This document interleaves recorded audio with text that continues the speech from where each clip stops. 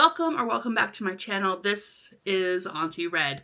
I am Auntie Red, actually, and I'm here today to talk to you about the books that I read in June, that I finished in June. Now, I had a major reading slump in May. I didn't finish any books in May, but I finished quite a few books in June. And I keep looking over here because this is where my spreadsheet is. So I'm looking at my spreadsheet of books. The spreadsheet I will link to you in the description below. It is the Book Riot Read Harder Challenge tracker. But I mostly use it for just tracking my books. And it has all kinds of columns on it.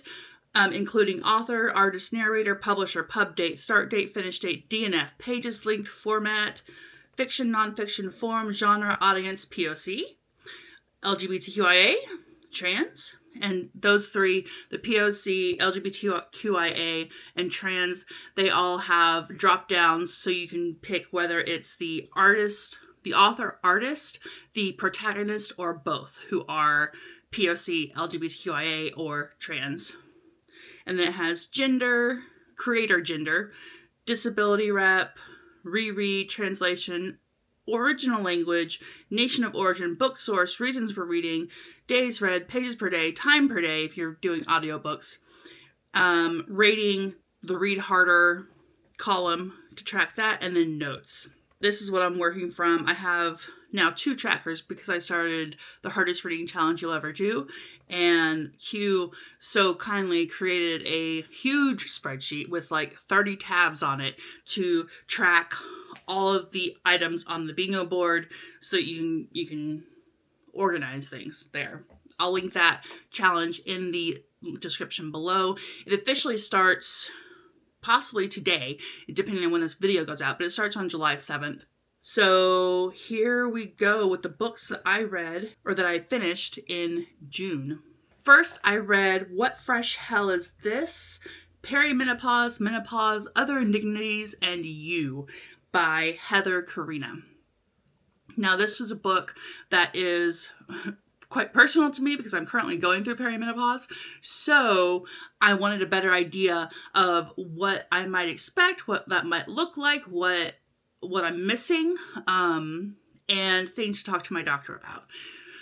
So I think it was a very good overview of perimenopause and menopause. It gave me some language to talk to my doctor about what is happening. It gave me some perspective on kind of how easy I'm having it. Not that it's easy because my brain is all fucked up and my body is all like, but not as much as some people. The book is funny, it's irreverent, it's honest, it's straightforward, and I highly recommend it to anybody who is approaching the phase of perimenopause in their life.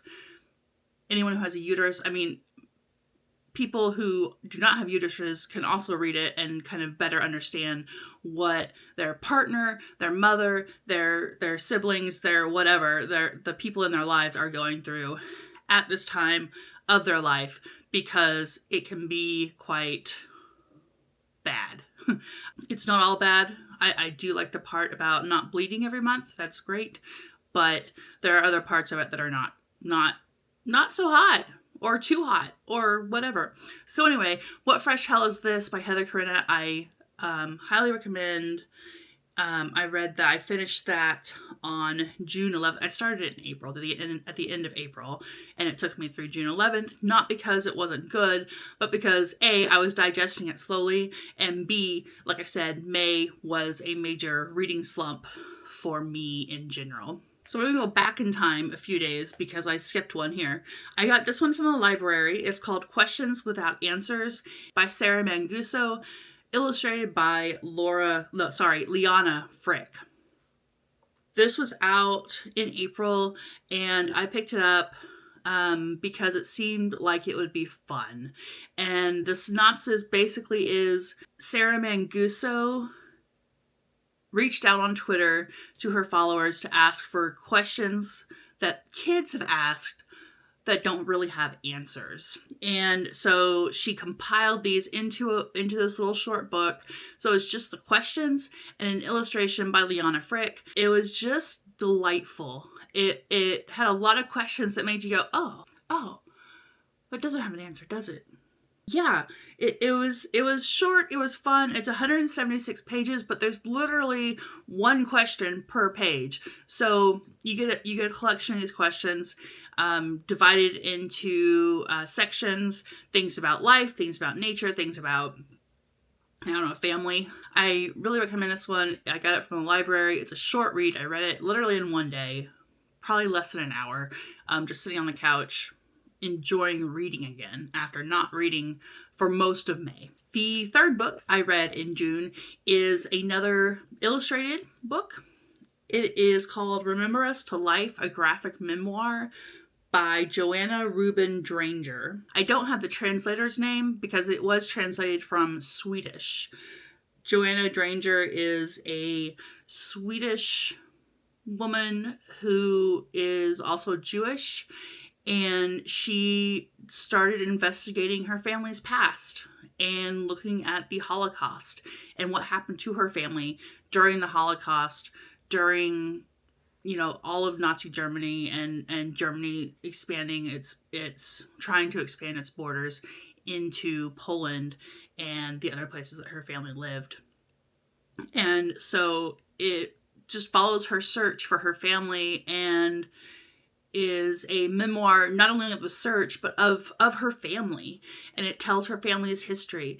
It's a big fat book. It's 336 pages. No, sorry, it's 432 pages. So it's a fat book. Again, I got this one from the library, and I'm really glad I read it. It was really hard to read because obviously you're reading about Jews during the Holocaust, and a lot of them were lost.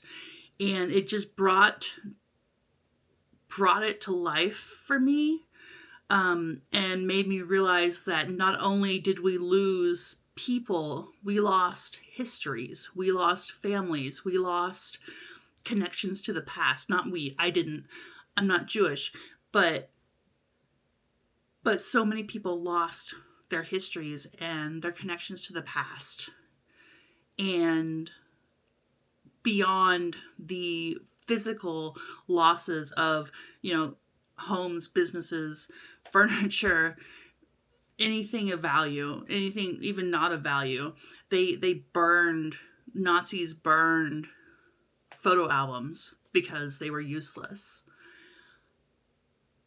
But they're not useless, right? They connect us to our past and to our families, and they give us a history, and they give us a place of sense in the world, a sense of place in the world, rather.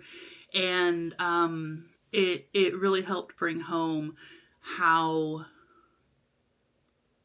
absolutely devastating these losses are to us still today.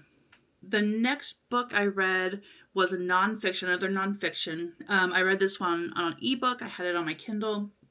It's called Monsters: A Fan's Dilemma by Claire Dederer. This was published in 2023. It is about what we do with creators when they turn out to be horrible people.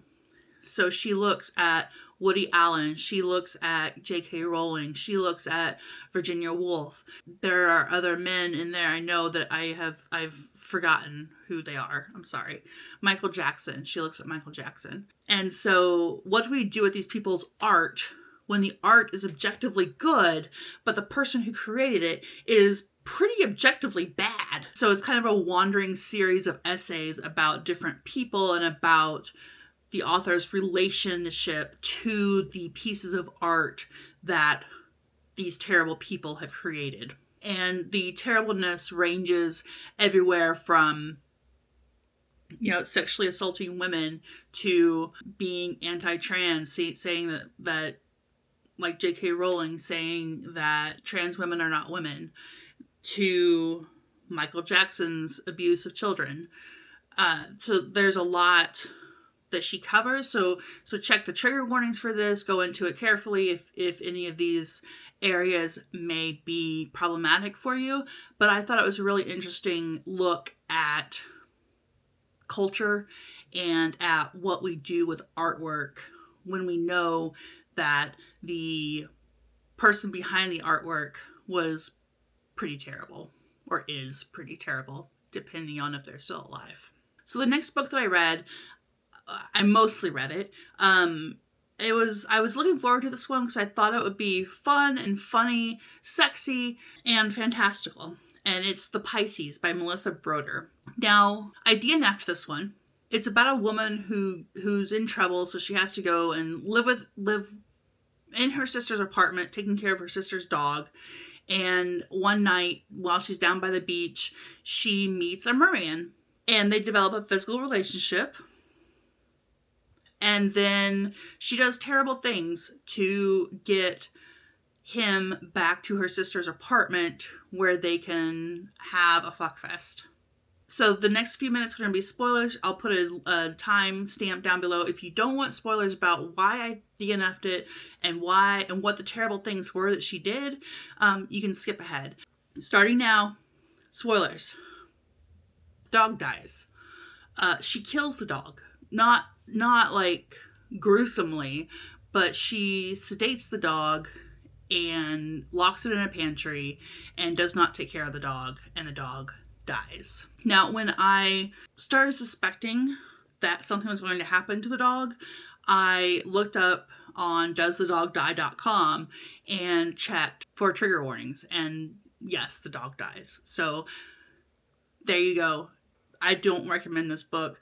I didn't think it was funny. I didn't think it was sexy. I didn't think it was worth reading, frankly.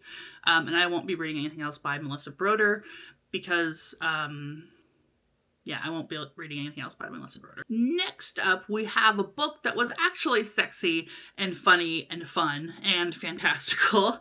And it was a graphic novel called Money Shot, Volume 1. By Tim Seeley and Sarah Beatty, illustrated by Rebecca Isaac. This was published in 2020. There are at least 2 volumes more, 2 and 3, to read. I have to get my hands on volume 2 eventually. I have the 3rd volume, but I'm still waiting for the 2nd volume to appear somewhere that I can get it. So Money Shot is about a group of 5 scientists from different fields who are working together to explore space from Earth. So they have this giant telescope and they're looking, there's a botanist, there's a biologist, there's astrophysicist. There's all these different, 5 different specialties. The head scientist realizes that she's horny and that she needs to do something to get funding for their explorations. As she's sitting there thinking about porn, she thinks, everything's been done before. There's nothing new on Earth. What we should do? Create an OnlyFans in space. And so she convinces her other 4 scientists people to become porn stars on an OnlyFans type platform. And so they decide to do this. They end up going to space and fucking aliens. And of course, there are other misadventures in the process. But it was a fun ride. I recommend it if you want something lighthearted and funny and sexy. I have cat. I have 4 cats, but this one particularly is here with me now. This is Jasper. The next book I read in June is called Wildflower Gone Wild by Maya Rodale. This one was published in 2014, and it is about a wallflower. Did I say Wildflower Gone Wild? I meant to say Wallflower Gone Wild. If I said it, go back, correct it, come back here. Okay, Wallflower Gone Wild is about a wallflower who wants to be not a wallflower, who is in her, I think, 3rd or 4th season of not getting any attention from men, and all the men think her incredibly boring because all she talks about is her embroidery and her painting and flower arranging, whatever hobbies that her mother insists that she does because she's a lady and she must do ladylike things. One night at a ball, when she's standing up on a balcony, she looks down and there's this beautiful man walking across the floor, and he turns and he looks up at her and their eyes meet, and she walks down the staircase to him, and then before they can say anything or kiss or anything, she runs away. So then the next day, it turns out there is a man who wants to marry her. He's the Mad Baron of something or other. And so she's horrified that her parents are in agreement to marry her off to the Mad Baron of something. And, oh, well, you know the twist. Of course, it's the man she saw in the ballroom. But he's the Mad Baron, and she doesn't want to marry him. She doesn't want to marry anyone that she didn't get to choose. And so she decides to become as unladylike as possible. Her friends help her with this, and hijinks ensue. It was okay. It was fun. Not super sexy, but it was fun. The last two books do have a lot of trigger warnings. I'm going to talk about them, but I wanted you to be aware there is talk of suicidal ideation, attempted suicide, transphobia, homophobia, and murder. So if you need to skip the rest of this video, I totally understand.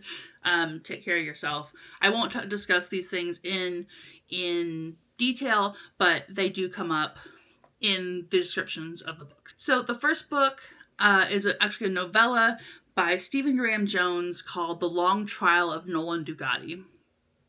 Nolan is the last employee of a video game company that's created this video game that, due to this, that, and the other, has a warranty that he has to be there to cover the phones for. If anybody has questions about how to play this game, he has to be there to pick up the phone and answer and help them play the game.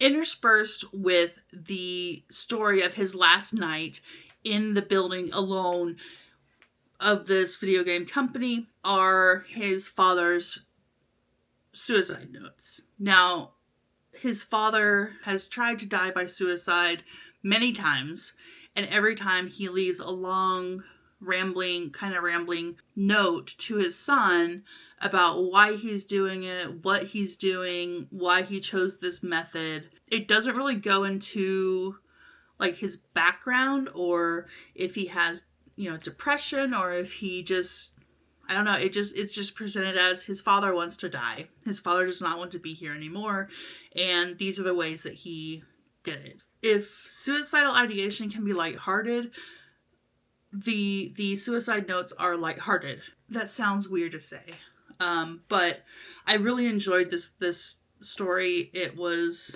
really touching and weird. Yeah, touching and weird. My last book that I read in June is The Trauma Cleaner: One Woman's Extraordinary Life in the Business of Death, Decay, and Disaster. Now, this was a fascinating look at not only trauma cleaning. The author follows a woman in Australia who cleans up after deaths, after hoarders, after different kinds of deaths, like murders or deaths by suicide. But mostly the book looks at hoarding situations. So there are some light descriptions of scenes, like crime scenes and scenes after a suicide, but mostly it focuses on hoarding situations and the people they meet in these situations and connecting to these people.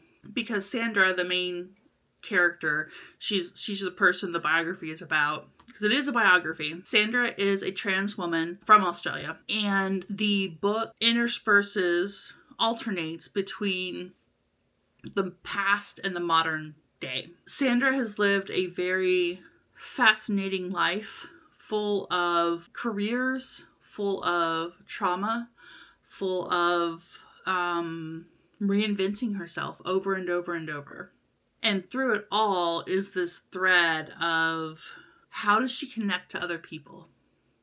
How does she continue to want to connect to other people when she's been through some such traumatic events that other people have committed upon her. Like I said, because she's trans, there's a lot of transphobia that happens toward her. There's, homophobia. When she's first coming out, she comes out as gay initially because she doesn't know the word for it. Because this is back in the 60s or 70s. I forget the time frame. But I believe in the 70s when she was coming out. She's a fascinating woman.